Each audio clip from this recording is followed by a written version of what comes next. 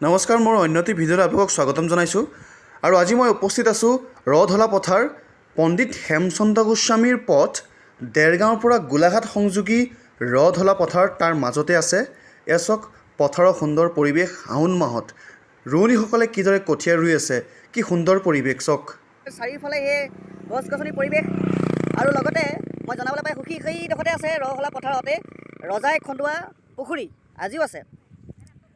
এয়া চাওক এইফালেও আছে দেই, বহুত দূৰলৈ আছে।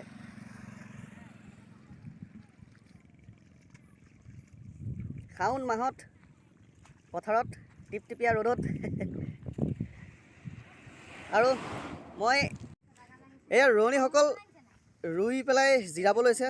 বাইদেউ এতিয়া কি খাব আপোনালোকে? চাহ খাবলৈ আহিছে। আজি কেনেকুৱা লাগিছে? কেইটা বজাৰ পৰা লাগি আছে ৰাতিপুৱা? ৰাতিপুৱা 5টা বজাৰ পৰা।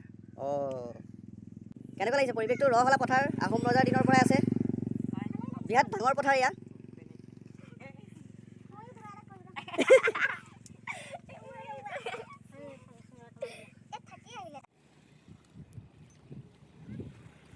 কেনেকুৱা লাগিছে নাজানো, কিন্তু ভাল লাগিছে। সুন্দৰ পৰিৱেশ। এয়া জাপি আৰু এয়া ৰোৱনীসকল ৰধলা পথাৰত।